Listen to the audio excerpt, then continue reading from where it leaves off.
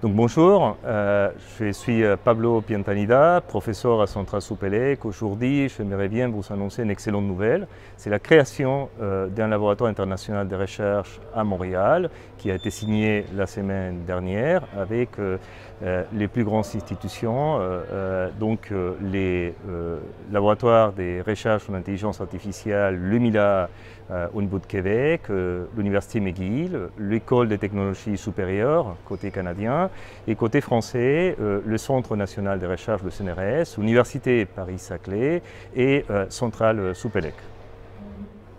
Le laboratoire ILS, International Research Laboratory on Learning Systems, dont je prendrai la direction à partir de cette année, est un laboratoire qui va mener des recherches en collaboration avec le Canada autour de l'intelligence artificielle et en particulier dans ces domaines d'application à l'ingénierie des systèmes.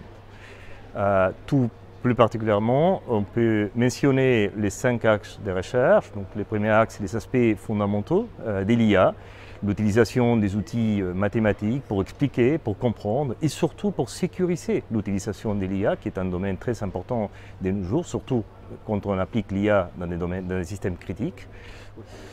Le deuxième axe de recherche est l'apprentissage en ligne, donc l'apprentissage en temps réel, quand on prend des décisions et on évolue dans le temps, avec toutes les difficultés que ça implique, s'adapter à un environnement qui est non stationnaire, qui va être évolutif au fur et à mesure du temps.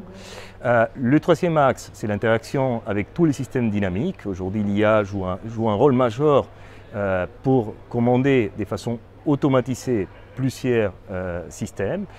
Quatrième axe qui est relié à des domaines plus classiques mais toujours très importants de l'IA, le traitement du langage naturel et la reconnaissance de la parole, typiquement faire des résumés, apprendre avec très peu des données.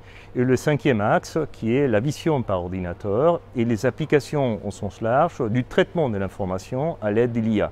En particulier, on peut citer l'industrie du futur, la médecine, on peut citer les réseaux intelligents énergétiques, les réseaux des télécommunications, parmi d'autres comme par exemple la sécurité, etc.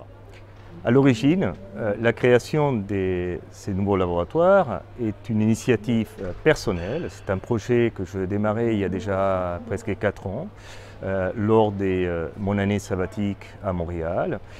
C'était en discutant avec tous les partenaires et avec l'intérêt de développer notre collaboration entre la France et le Québec, en particulier en matière d'IA, que ce projet-là est né.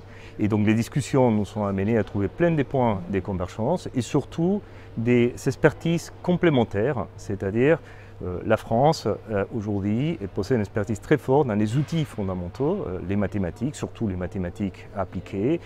Le Canada est parmi les meilleurs au monde en fait dans les aspects d'apprentissage profond, qui est aujourd'hui le fer de lance de l'IA. Et le travail ensemble complémentaire pourra nous amener à faire des découvertes majeures. Donc aujourd'hui, nous sommes 13 permanents, donc essentiellement des permanents côté canadien. Nous visons à court terme, dans l'année à venir, une vingtaine de permanents, dont avec des permanents des chercheurs et des professeurs des Centrales Supélec, des Paris-Saclay, des chercheurs CNRS, qui vont être affectés à plein temps à Montréal pour travailler en collaboration avec les chercheurs canadiens. En plus, plusieurs étudiants qui vont travailler en co-tutelle entre Paris-Saclay, Centrale Supélec et les institutions au Canada. Et finalement, la possibilité de faire des stages pour nos étudiants en fait, à l'école et au sein de Paris-Saclay, qui est une expérience internationale et très riche au niveau de la recherche.